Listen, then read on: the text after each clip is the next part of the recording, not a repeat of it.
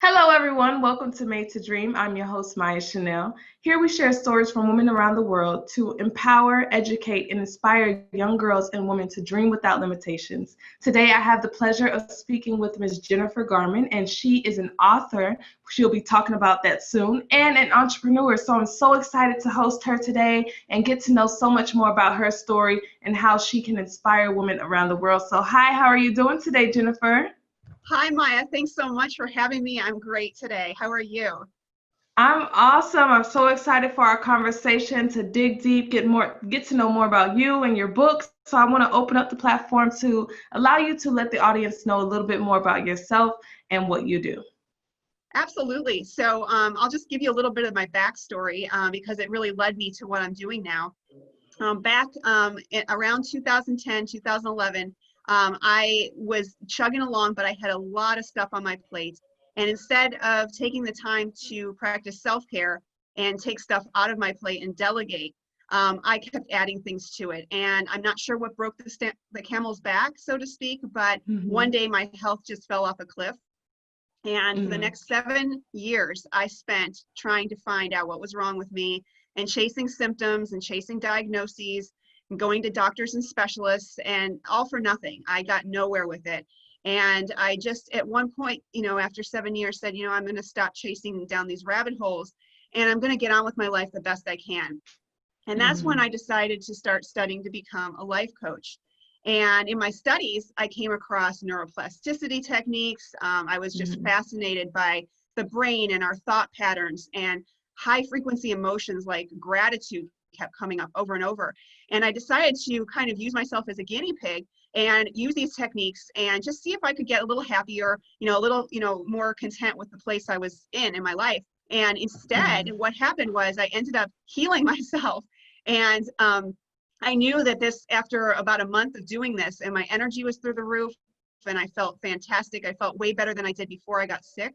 And I knew that I had Mm-hmm. something that I needed to share with people. And that's when I knew I needed to take this in to build a company and share gratitude with the world. I founded my company, which is gratitudemission.org.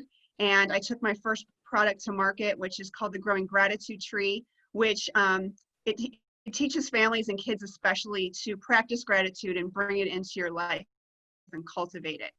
And then in 2019, I had the blessing to be able to write my story into a book.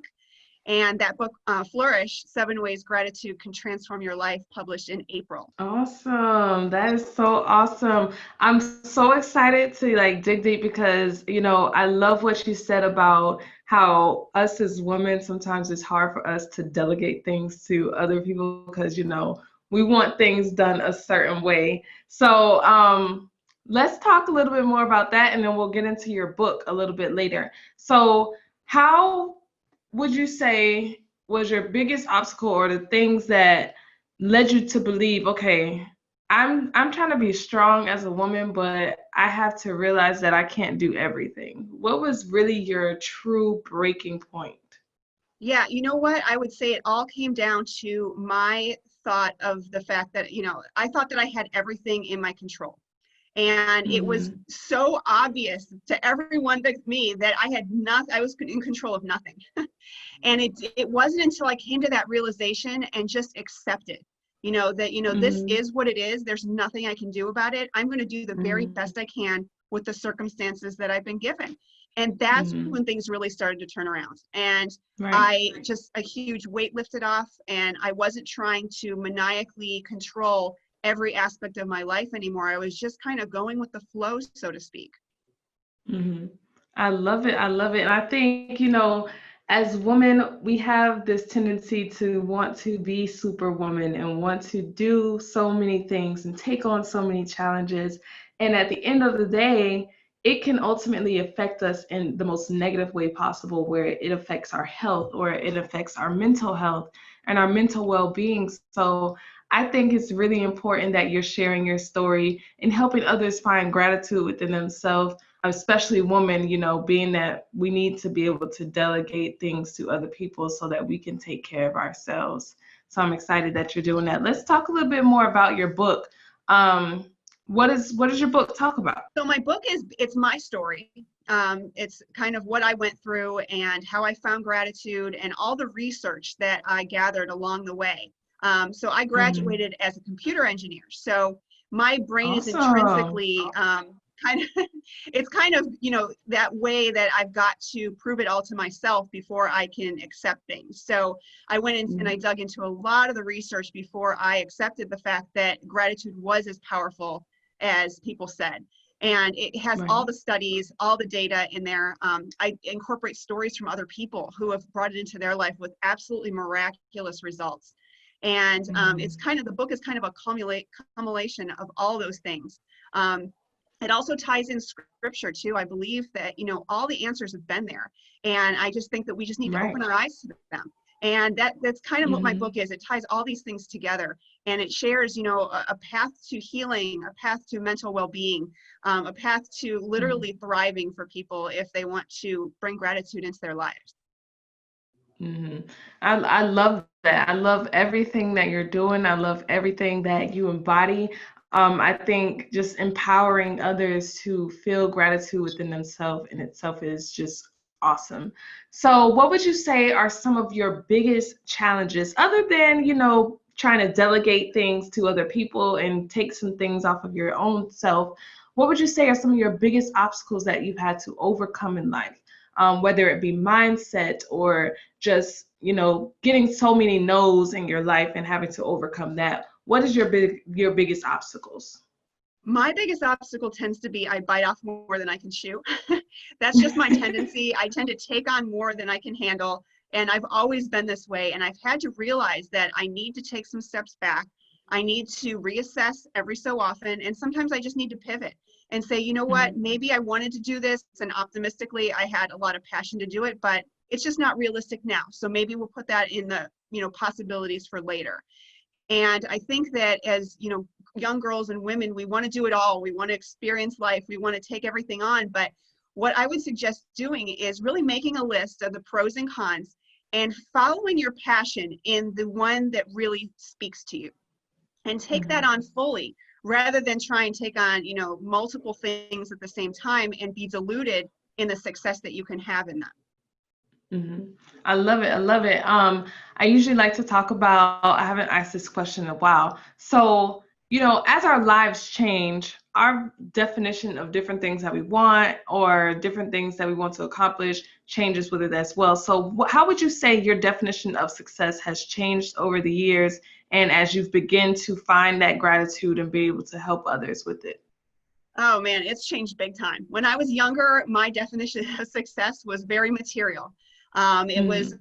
tied around money, it was tied around accumulation of things and lifestyle. And I can honestly say that it has done a 180. And now I define success and fulfillment as how many people can I reach and how many people can I help? And the Mhm. stories and the words that I get back from people are just so uplifting and inspiring me.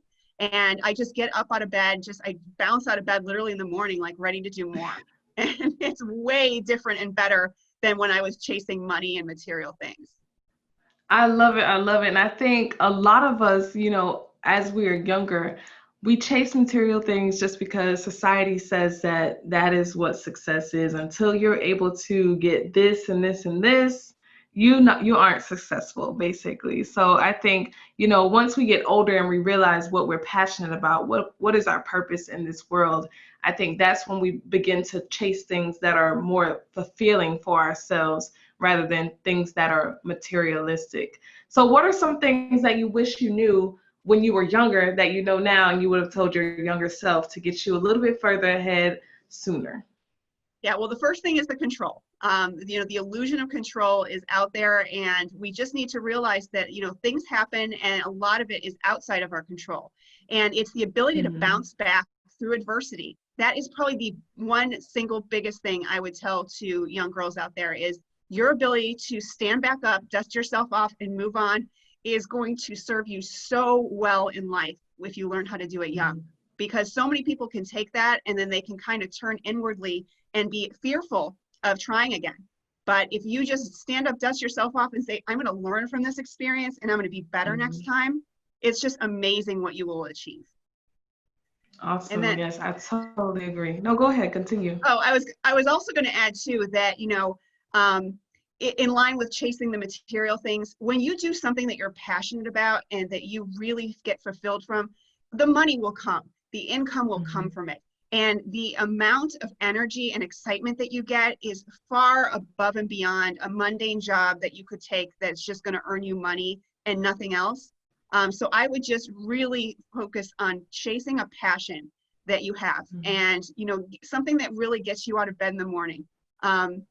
I wish I had done that younger, because I knew in my heart that I didn't want to be a computer engineer probably the third year of college, but I was so close to Mhm. ending that I'm like, I might as well just get this degree.